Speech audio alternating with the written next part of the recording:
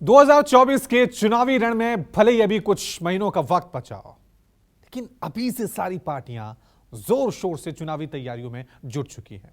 लोकसभा के महामुकाबले में एक तरफ जहां नरेंद्र मोदी और अमित शाह की अगुवाई में एनडीए तीसरी बार दिल्ली की सत्ता पर पहुंचने का दम भर रही है, तो दूसरी तरफ विपक्षी दलों ने भी खुद को संगठित करके इंडिया नाम से बीजेपी और मोदी के खिलाफ उतरने का ऐलान कर दिया है।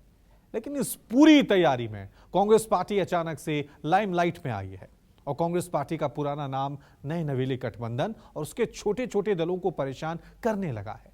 इंडिया गठबंधन की एकता में कांग्रेस का बढ़ता कद क्या छोटे पार्टियों को ली लेगा या फिर इंडिया के कंधे को मजबूत करेगा? आखिर क्या है 24 के रण के लिए टीम इंडिया का पूरा गणित? इस रिपोर्ट में देखिए।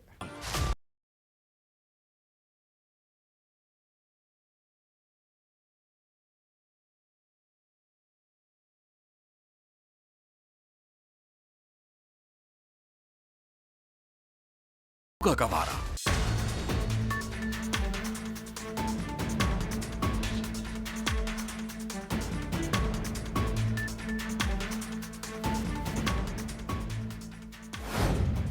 इंडिया में आईएनसी करेगी खेला, एनडीए से टक्कर आसान होगा।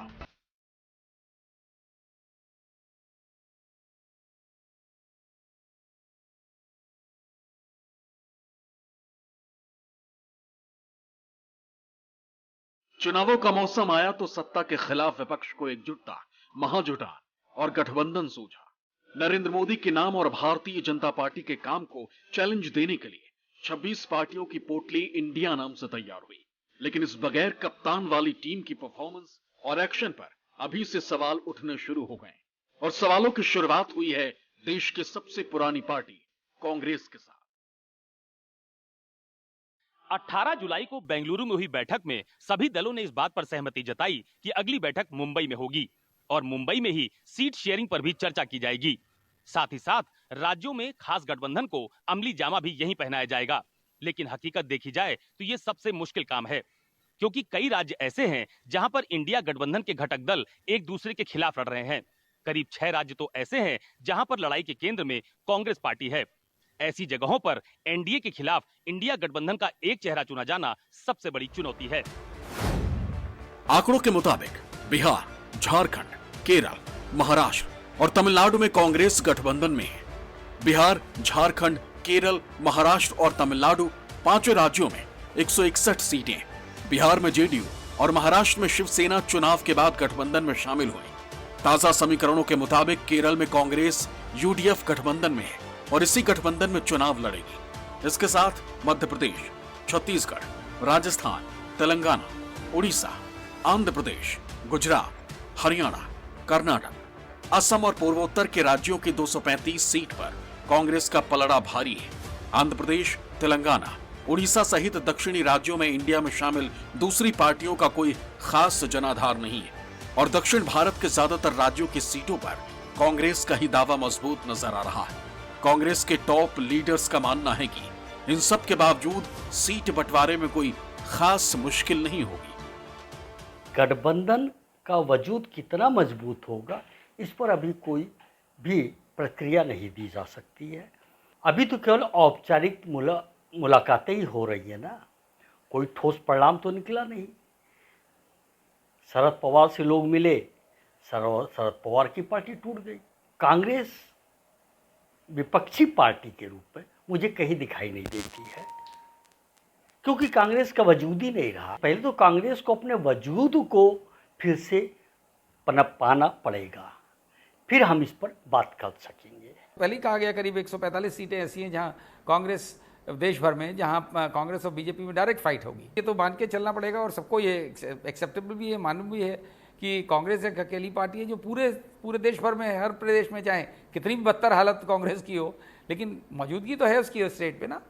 तो ऐसे में ये सोचना कि उससे कोई गठबंधन क्या करेगा, जाहिर है जहां पे जो पार्टी नहीं है वो वहां पे नहीं लड़ेगी।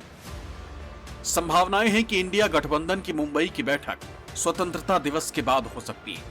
कयास लगाए जा रहे हैं कि इस बैठक में भी सीट बंटवारे पर चर्चा होने की उम्मीद नहीं है, लेकिन घटक दल अभी से राज्यवार आकलन करने में जुट गए हैं। आपको बता दें कि विपक्षी एकता की मुहिम बिहार के मुख्यमंत्री नीतीश कुमार ने एक सीट एक उम्मीदवार के पुराने फॉर्मूले के तहत की थी। इसमें 1989 के लोकसभा चुनावों जैसे एक सीट पर विपक्षी गठबंधन का कोई एक सर्वमान्य उम्मीदवार उतारे जाने का प्रस्ताव है, लेकिन एक कैंडिडेट का चुनाव ही विपक्षी गठबंधन के लिए असल परीक्षा है, जहां उसकी गाड़ी फंसती दिखती रही है और कांग्रेस की पुरानी धार गठबंधन के छोटे छोटे दलों के लिए किलर मशीन बनती दिख रही है।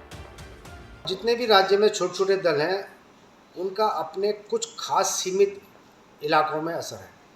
अगर कांग्रेस उनकी उपेक्षा करती है, उन्हें सीट देने में आनाकानी करती है, तो उसका नुकसान कांग्रेस को ही होगा। कांग्रेस को छोटे दलों को साधने के लिए उनको सीट शेयरिंग में उचित स्थान देना पड़ेगा। कांग्रेस छोटे दलों को नकार कर अपनी स्थिति को मजबूत नहीं कर सकती। ये खतरनाक अगर साबित होगा तो बीजेपी के लिए होगा, खुद गठबंधन के लिए क्यों खतरनाक होगा?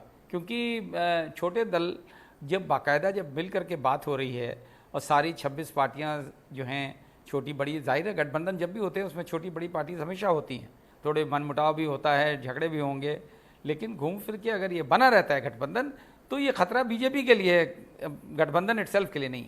कश्मीर से कन्याकुमारी तक विपक्षी गठबंधन को पहली चुनौती ही जम्मू कश्मीर से मिल रही है, जहां गठबंधन में शामिल तीनों ही दल कांग्रेस, नेशनल कॉन्फ्रेंस और पीपुल्स डेमोक्रेटिक पार्टी यानी पीडीपी एक दूसरे के दुश्मन रहे हैं।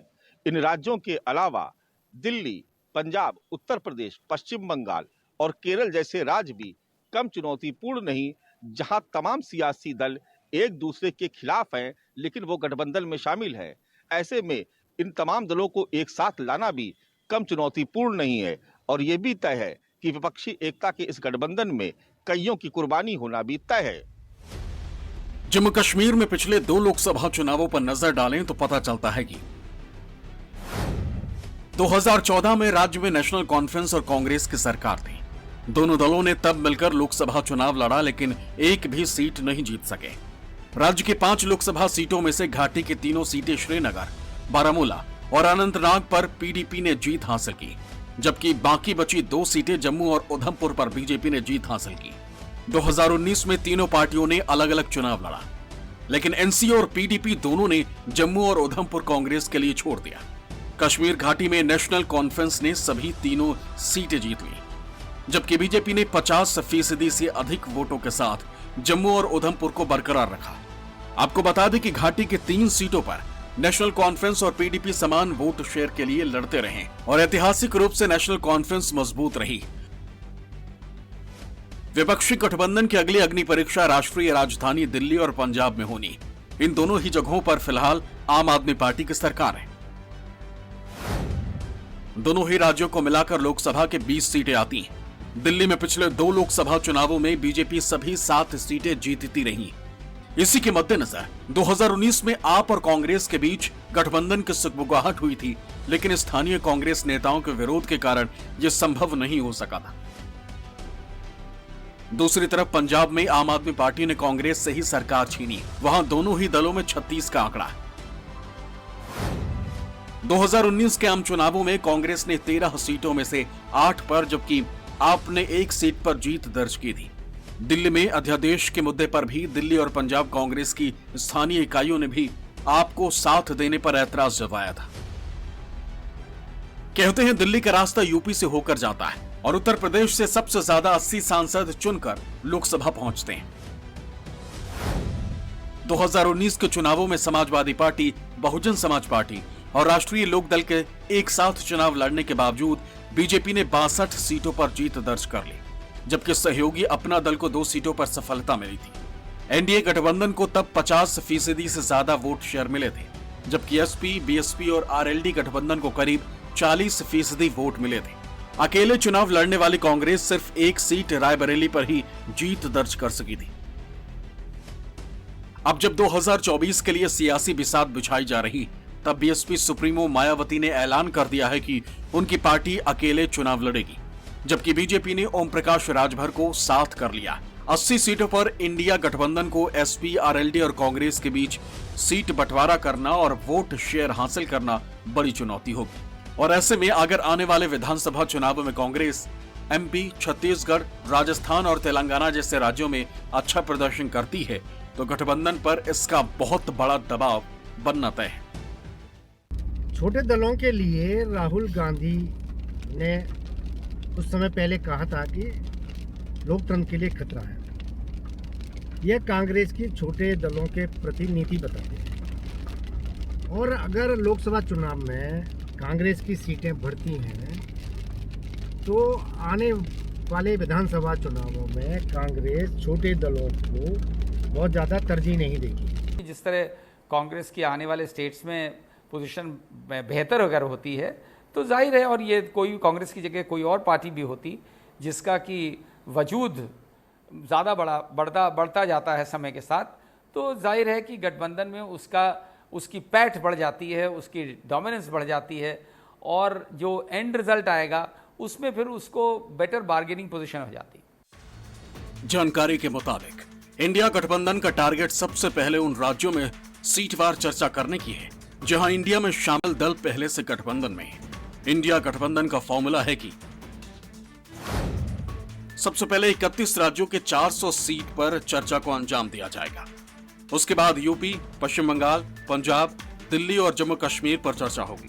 खबरों के मुताबिक पटना और बेंगलुरु की बैठक में ममता बनर्जी के सकारात्मक रुख से गठबंधन की उम्मीद बढ़ी है, लेकिन गठबंधन को वाम दलों से कुछ मुश्किलें हो सकती हैं।